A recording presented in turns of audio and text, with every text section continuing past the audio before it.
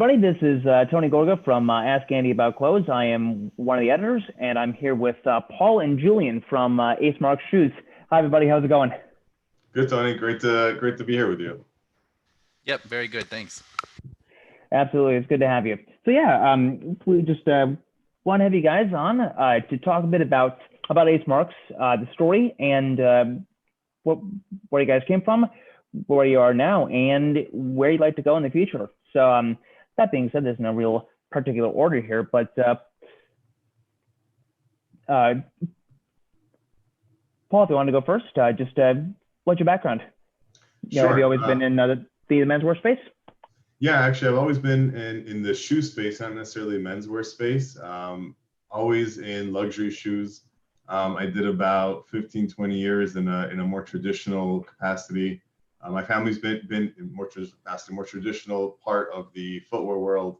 At least back then, it was more traditional, more wholesale, licensing, manufacturing, logistics side. And in about 2016, I decided to kind of leave that business. I thought that that model was not working as well as it used to be, and I started Ace Marks. And really, I wanted to focus on making real high-end, luxurious men's luxury shoes and some direct to consumer. I was a little bit disenamored with having to go to buyers and go to retail and deal with that whole thing. And I always felt that it'd be a lot more interesting to just offer it directly and have the relationship directly with the customer. And so that's what we did. I gotcha. And is that the case for you as well, Julian? Yeah, absolutely. So I had worked for a long time doing more client type work. And I just decided that, you know what, I wanted to be a part of something that we could grow from the ground. And so actually I had met Paul, and he had told me about this dream that he had of, making men's dress shoes, and that the connections he had in Italy. And I just thought it seemed just like a perfect match. So yeah, we teamed up pretty early, and we've been, doing Ace Marks ever since. It's been a great experience. Awesome. So why Ace Marks? How'd you come up with the name? Right. So we've been joking about this, Julian and I, for about 4 or 5 years at this point. How we really need to come up with a great story about why Ace Marks, where the name came from. But the truth is really, I wanted it to be, even though we're selling luxurious Italian shoes, I didn't want our target market is the American market. Really, that's really where it started. We happen to have an international audience today, but that wasn't necessarily the intention when we started. And so I wanted to make sure that whatever name we put to the brand, it was something that was easily recognizable, easily remembered by an American audience. And so I wanted a strong male masculine name, and really going back to my experience in wholesale, my brands in the past were always with letters beginning at the end of the alphabet. So whenever there'd be a list, we'd always be last. So discovering our brands back then was difficult. We were on Zappos, on Nordstrom. We'd always be at the end of the list. So I wanted something that started with an A, and again, just sounded like a strong masculine name. And frankly, I spent a couple of days just going through a lot of different URLs that were available. And the combination of Ace and Marks met all their criteria, and I didn't have to write Ace Marks shoes or XYZ shoes. And that's really how it came about, is as simple as that. And frankly, at first, nobody liked the name. I didn't love the name either, but I always think back to Apple, right? Like, Apple is just really not a good name for computer business. It's a fruit, but no one really thinks of it as a fruit when you're talking about Apple computers. And it's just branding and marketing over time. The name just kind of starts feeling a little bit more organic and like it fits with the brand, as long as you do a good job. That's almost like the Amazon story, where the name Amazon, didn't have anything to do with the selling books, rainforest or anything like that. Right. It was an A, and right. That came early on in the alphabets, or in the ranking of early websites. So right. There we go. I like it. Very similar. So that's the true story. One day we're going to come up with a more interesting story with we'll invent a guy whose name was Ace Marks, and I met him on a it's a journey in the desert or something like that. But for now, that's what we got. Kind of the mythical Daniel Wellington story. Exactly. Yeah, Well, some guy jumping out of an airplane who's got his mark, and he's looking for like a shoe manufacturer in Italy or something Right. like that, right? Yep. The most interesting shoe man in the world. Yep. And his name is Ace Marks. Yeah, exactly. Right. Exactly. It sounds like he could be like a superhero, right? Ace Marks. Exactly. I like it. So that being said, you know, shoes from A to Z, and a number of different companies in the direct-to-consumer space. What niche do you believe you fit into, or is there a niche at all? Yeah, I mean, like the most obvious is, luxury men's dress shoes, right? Over the last few years, there's more and more people selling direct to consumer, what they call luxury men's dress shoes. I think the big difference between us and most of the other ones is that literally, like at the price point that we're at, there isn't a better quality shoe. It's just not there. The next, to get a similar quality, you really do have to go up to the $400, $500, $600 price point at retail. And of course, there's always a discussion: Goodyear welt, Blake stitch. Some people say if it's not a Goodyear welted shoe, it's not a good shoe because it can't be resold 1,000 times. And I understand the conversation around that. I don't necessarily agree that you can't make a good shoe that's not a Blake stitch, but I really think that our niche is that quality for that price point. It just doesn't exist anywhere else. And on top of that, just the handwork, right? Anything that you'd find at this price point is not made by hand the way that our shoes are made by hand. The leather's not burnished by hand. The leather's not dyed by hand. We call each one of our pairs of shoes a unique piece of art because literally, the craftsmen that make them put their own little touch into every single pair. So you can pull out 2 pairs of brown Oxford that we make. They're not going to be 100% exactly the same. It's going to have the touch of that particular artisan that happened to work on it.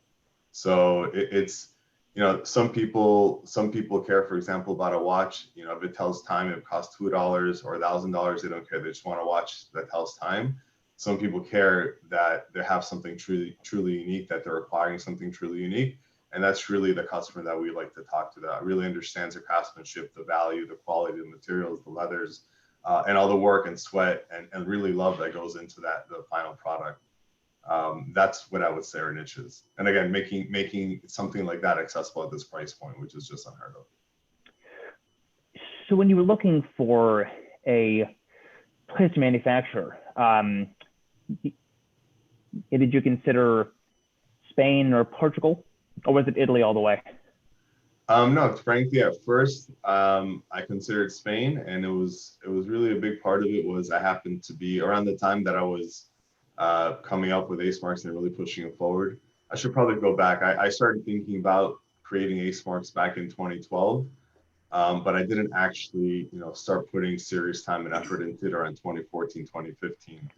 And I spent a lot of 2015 in Spain manufacturing shoes. And I happened to be there, and it was very easy for me to go to men's shoe factories that kind of fit the bill of what I was looking for.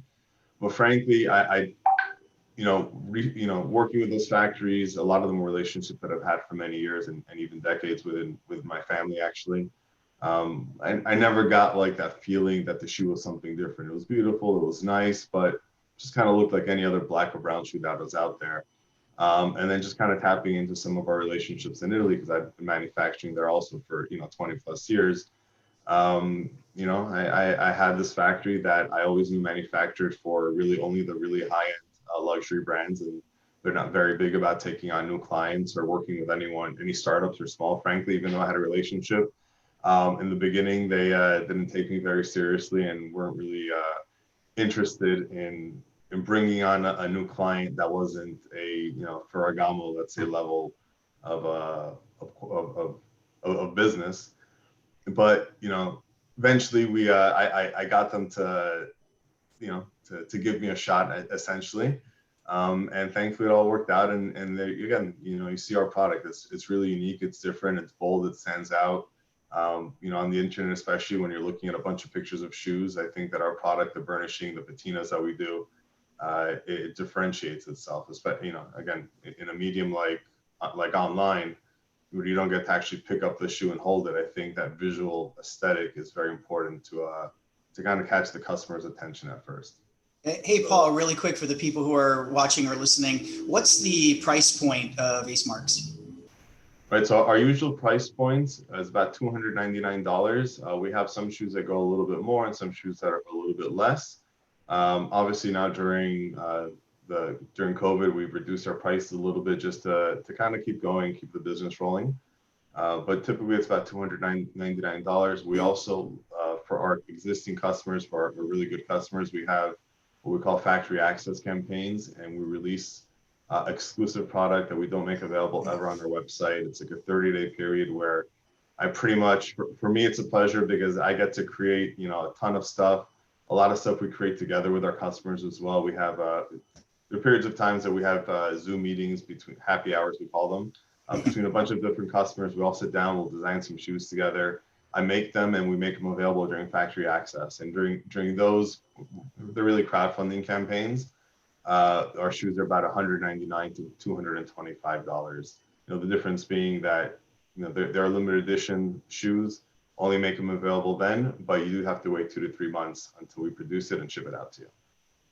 And we pass, and for us, you know, we don't have any inventory risk. So it's a little bit more cost effective for us to do that. So we pass on those savings to our customers. That's cool. Maybe we can do a special Ask Andy version of the Ace Marks shoes, right? I would love to. You know, we're talking to a few people to do some collaborations. I think that would be great for us and great for our collaborators as well. I would love to do a collaboration. Yeah. Fantastic. So Ace Marks is capable of doing kind of a one-off version if I wanted something in, say, green patina, that can be done. Yeah, actually, happen to have right behind me. We have what we call a custom patina program. Yeah. And this is something that we don't really advertise a lot because we really try to keep it very small. And, you know, we have a few customers that I'd call hardcore customers that, you know, get a lot of custom patina work done. So, you know, and they have a very creative minds and they want something that's truly unique, truly special. So, you know, we do things like that all the time. I don't know if it comes out on the camera, but this is. It does. It does. Like that is gorgeous. Yeah, purple and blue monk strap. This color combination in custom patina is somehow got really popular. This is also like a similar it transitions from purple and pink all the way up to like a really cool blue. It almost looks like dusk time, right? Like when the stars are starting to come out, the sky's a little bit pink. Yeah. So Wow. yeah, we do a lot of custom work for our good customers. Absolutely. And would these be things that people would wear, or is it almost like a display piece, something that you would have in your closet just to that you haven't? Or going back to the concept of shoes and style as art, is it wearable art? Great question. I didn't expect us to get into this conversation, but I happen to have these sitting behind me, and I'm going to answer this. This is a custom patina with a custom tattoo sneaker that I made for myself, and I have a very hard time putting it on because to me, like, I almost feel like I don't want to ruin it. We recently did a custom patina shoe and a tattoo shoe with a glow in the dark features. It was really cool. It was like a viper, and we did it for a basketball player, Kendrick Nunn of the Miami Heat. And he got like a viper with his numbers in it, but the numbers only came out, and the fangs in the eyes of the viper only came out when you put a black light to it. And so it's really special. It's really unique. I actually shipped it to him in like a display case. So whether or not he ever wears it or just keeps it as a display in his house, I don't know. But I'm inclined to say that they're really just pieces of art to kind of collect and to have. At the same time, I know some guys that we do this for wear them all the time and come back and do a few more pairs. So it really depends. For me, it just crushes my soul to ruin that art, but that's just me. Yeah, I gotcha. So we discussed Spain and Portugal as well as Italy. Does the phrase "made in Italy" still carry weight? There's almost this mystique that things made in Italy are somehow higher tier, more luxurious. Does that still carry weight? I think so. I think that an Italian shoe has its own characteristics which are unique to Italy. That's not saying that you can't make a really great shoe in Spain or in Portugal and a lot of other countries these days. You definitely can. I don't think that Italy is the only place you can make a high quality shoe. But I think what differentiates Italy again is what I found when we decided to go with Italy, which was that again it just stands out like the last that you can make in Italy, the shape of the shoes that we make in Italy, the craftsmanship, the patina work. Most factories in Spain, in fact, you'd be hard pressed to find any factory in Spain or Portugal that does that type of quality of work as Italy does. Spain and Portugal have always been known in the shoe world as being very classic. So they're very good at making classic shoes. You walk into Spanish shoe factory, they have the same last that their grandparents were using, 300 years ago, and the leathers are the same, and it's black and it's brown, and the craftsmanship is great, but it's classic basic shoes for the most part. That's not what we find in Italy. In Italy, they're constantly innovating, constantly making new lasts, constantly trying new leathers, constantly trying new combinations. So it's a little bit of a different mentality. But again, some people only like classic shoes and only will buy a black or brown shoe, and other people want to do something a little bit more bold and try new things. So I think there's room for both out there. Awesome. So inevitably, we have to turn to the current world situation with COVID. How did you react to that? It's not something that you can prepare for as a business, but what did that mean immediately, and how did you react to it? Yeah, I mean, no, absolutely. It's not something we prepared for. And in fact, we were off, January and February, we started the year great. We were on the path for it to be our best year ever, growing significantly from last year, which was our best year ever. And COVID definitely set us back a couple of years. At the same time, like I've always been very conservative, and Julian has also been very conservative in the way we operate the business. So even though it's not what we expected, we didn't plan for it. We also never took these huge risks and put our business in jeopardy. We've been conservative in the way that we approach things. We never took on ridiculous expenses that just didn't make sense or didn't really add to the business. So thankfully, even though it's not the situation we expected to be in, we're in a position where we don't have all these outside pressures really banging on our door and making us question whether or not we're going to survive. So we're in a pretty good situation. We cut expenses, we cut our prices just to keep the ball rolling, to keep some revenue coming in. And, we're kind of in what they call survival mode until this is over, and just making sure that we get to the other side, because I think just like you're starting to see in some parts of retail as things started to open up a little bit the last couple of months, there was a little bit of a boom in some sectors. And I expect that once we get past this in the next few months, hopefully, people start going back to work, business travel starts to come back, conferences start to come back, weddings, bar mitzvahs, all the different types of events start to come back. There's going to we're going to start seeing a nice little spike in menswear and all the other categories that have been hit really hard over the last few months due to COVID. Yeah, So, it might be funny because once everything comes back, everyone might want to be at their top of their game from a dressing standpoint. So they may be dressing to the 9s or the 10s, once they all get out, versus what they would normally do, right? Absolutely. And let's face it, a lot of people either took COVID as a chance to get really fit, or a lot of people took it as a chance to sit on their couch, watch TV, and eat a lot. So I'm sure we've had a lot of body changes over the last few months, and people may need new wardrobes. So I think there's going to, for those of us that survive the next few months, I think there's going to be some nice opportunities, and we're going to see, we're going to walk out of the tunnel into a light of hopefully positive consumer, consumer. I'm losing my train of thought here, but people are going to want to buy shoes. Consumer demand, right? Consumer demand. There you go. People are going to want to buy shoes again, and apparel and everything that they've kind of forgotten the last few months as they get back into the world. Yeah, that being said, looking forward to the rest of 2020 and beyond, what's next? Will we see an expansion of the custom Patina program, or that's still very, very niche and, shall we say, exclusive?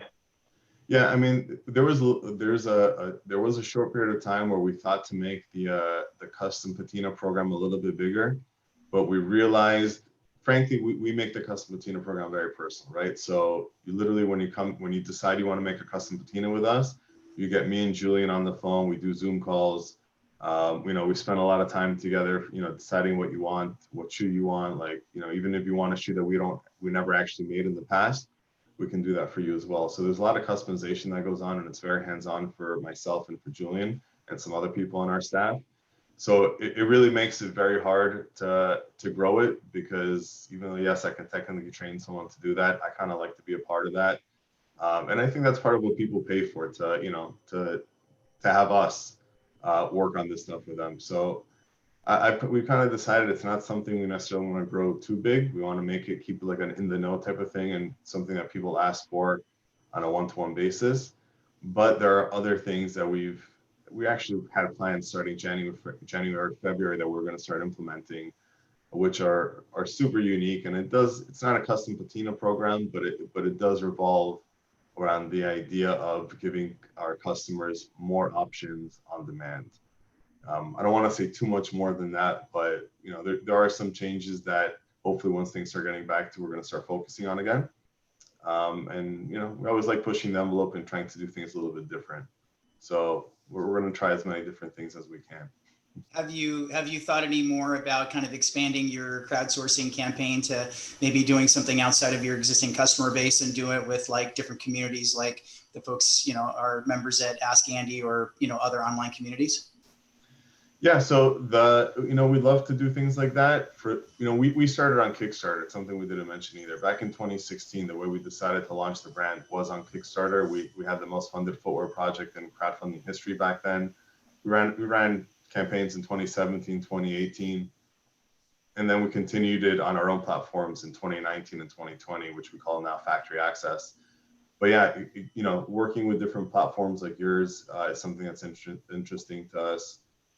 We actually work with a couple other guys that are very involved in menswear, and I think that what's important to us is to really be in communication and to have people that really understand the craftsmanship again and the quality of what we're doing. Because again, some people don't care if a watch, as long as it tells the time, it could be $2 or $1,000. They just want a watch that tells the time.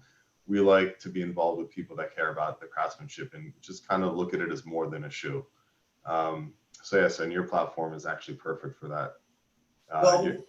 One of my particular pet peeves is all about comfort. It kind of runs into a few different categories, like heel slip on the backside of the heel, the slippage on the on the heel part of the shoe, and just kind of overall comfort. How are you guys, how do you guys kind of look at that, and what do you guys think you do that uniquely address those parts of the wearing experience of a shoe? Yeah, and this is something we probably should have spoken about earlier on, but that's when I started Ace Marks, my goal, I had two goals really. One, to provide a real high-end luxury shoe and make it accessible. But also my experience with really high-end luxury shoes was that I buy them, I spend a lot of money, and they sit in my closet because they break my heels, or the breaking period is forever. So I wanted a shoe that's luxurious, high quality, but also you can wear it right out of the box. So we do a lot of things when it comes to that. And the biggest thing that we've done is we created our own last. So actually, before we even created a style or a design or any of that, I went to Italy, I created a last, made sure that it was based on US frantic sizing. So it's none of that what you get with a lot of European brands where, you know, you're not sure what the conversions are and you're trying in different styles, even within their own collection or made on different lasts. We make everything on our Ace last. And the way that we built our Ace last, I try to give it a little bit more space towards the front, towards the ball of your foot and around your heel, because those are usually the two biggest pressure points. That's where most people find a lot of discomfort. And for an Italian shoe, I think that we've done that, and you see that in our exchange rates and our return rates are only about 9%. Wow, that's actually really low. That's really low. That's incredible. Right, and actually, just to clarify what I said, it's overall about 18%. 9% is about returns or exchange, is an exchange, and 9% is just a return for a refund. Right. So, you know, we separate those numbers out. Both of them are super below industry averages, and it has a lot to do with the fact that we made our own last, that our shoe is comfortable, and people get, you know, right out of the box, we say you can wear it, and you're not going to get blisters. You know, there's no break-in period for our shoes. And again, that goes to one of the reasons that I went with Italy as well, and we decided to use a Blake stitch shoe because traditionally there is much less of a break-in period, and when you combine that with a lot of the little technical features that we did in building our last, and also the way that we construct our shoes, you get a shoe that's comfortable out of the box. You can wear it all day long. You know, we put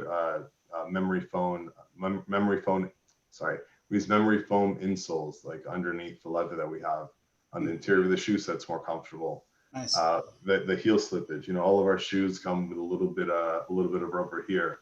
We have a little notch over here, so it's not going to get caught on your pants. The leather that we use, actually, I don't want to ruin these, but we use what's called a softy crust leather. You know, we call it a softy crust leather.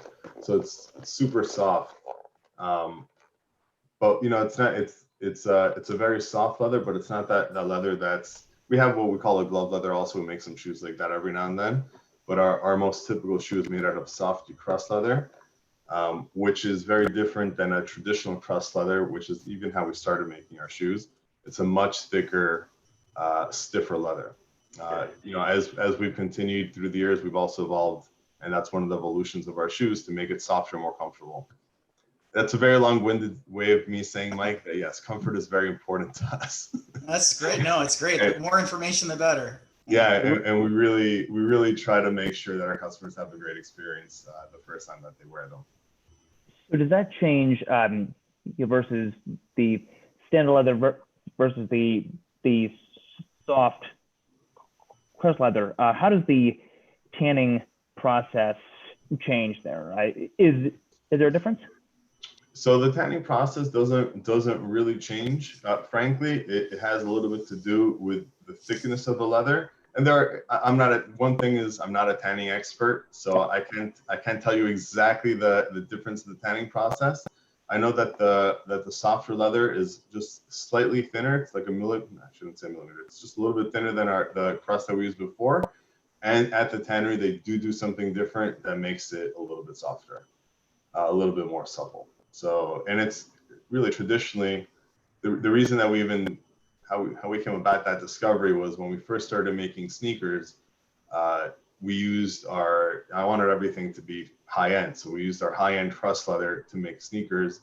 And unfortunately, just the way you make a sneaker and the way a sneaker is worn, and you know, people slide their feet in, it just wasn't conducive to that. And so we set out to look for something a little bit softer for our sneakers. I loved it, and I started using that also in our dress shoes to make it even more comfortable. So again, a little long-winded, but I hope I answered the question. That's great. No, absolutely. Now I'm like, okay, now I want to buy a pair right now. so yeah. Absolutely. You know, when you think, you know, soft crust, actually sounds pretty good. Right. Yeah. And actually, this is a discussion I had with Julian just a couple of months ago. Is we kind of made that switch, I'd say about a year ago, maybe a year and a half, or maybe almost 2 years. And we've never even really advertised it. It's probably something that we should have done at some point, that we should do, let people know that, you know, our uppers are so much softer even than what they were in the beginning. But again, I guess our customers that know, and at some point we'll kind of make that part of our marketing message. Yeah, comfort guarantee, right? Right. To us, it's always been like, you know, do we want to talk too much about comfort? Do we become a comfort brand then? You know, how much do people Is comfort care? subjective? Yeah, well, you know, you can say comfort guarantee, but you know, I mean that it's almost like, you know, fit is also slightly subjective as well. You know, there is something that is very clearly too big, but also something that is very clearly too small. But at the same time, it's like that with shoes. I have a pretty narrow foot. I actually sit somewhere between an A and a B on a brand device. And having worked with a number of direct-to-consumer brands over the years, I've found myself having to size down quite a bit in these. What is a you know, I'm a 10B-ish on a Brannick, and I found that sizing down to a 9.5, or in some cases a 9 or even an 8.5 is where I've had to go, because I get a gap around the ankles. Right. And so first of all, something that most of our other direct consumer brands don't have is widths. So we have a D width and an E width, so which is a wider width. And we were able to do that because, again, we started with the last, we own our last, we created our last. So it's very easy, since we use it across our entire collection, to start offering a different width. If we would have a different last for every style and a different last in every factory we work with, it would have been impossible to do that. But but fit is actually, it's not that fit is subjective. Feet are like fingerprints, in that no two feet are exactly the same. So in the shoe world, if you make a shoe last and it fits 60 to 70% of people, that's actually a really good number, because, you know, people have bunions, or people have a toe that sits out weird, or they have a bone that sits out weird, or their instep is really high.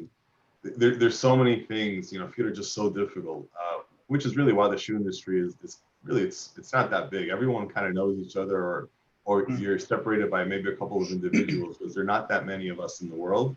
And it's because it's such a pain in the butt, because of everyone's foot being so different.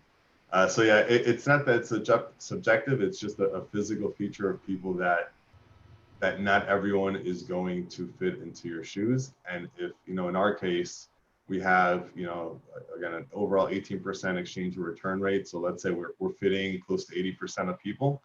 That's a pretty good number in this world, which is a testament to really our last. I think we did a really good job building it.